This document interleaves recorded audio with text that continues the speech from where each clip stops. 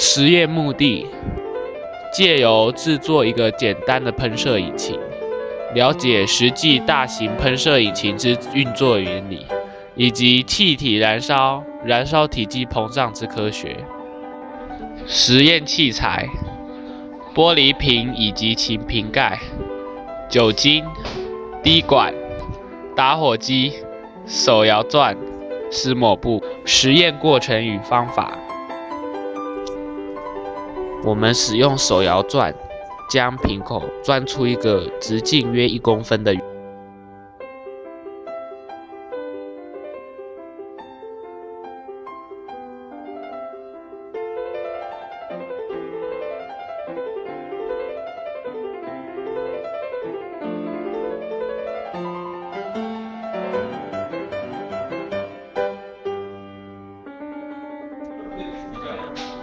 我们以滴管将酒精吸入瓶里，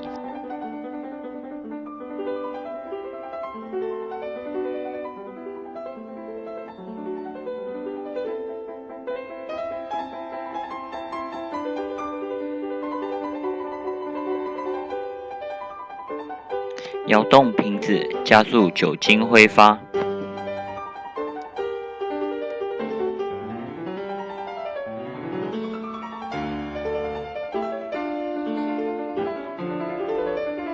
在瓶口点火。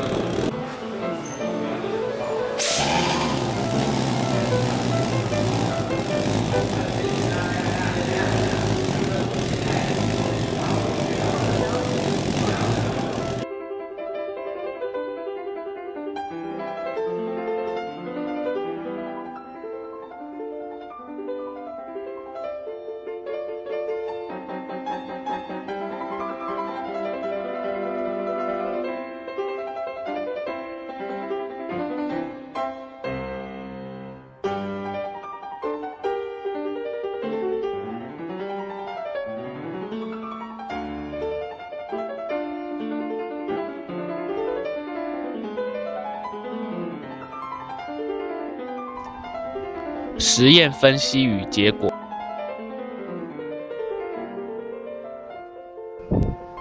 酒精在瓶里挥发，接着我们在瓶口点火，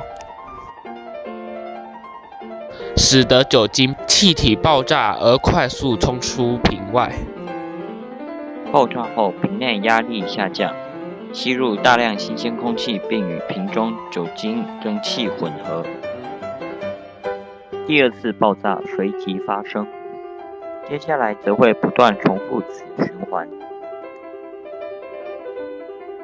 而大量喷出之空气造成瓶盖震动，进而发出引擎般声响。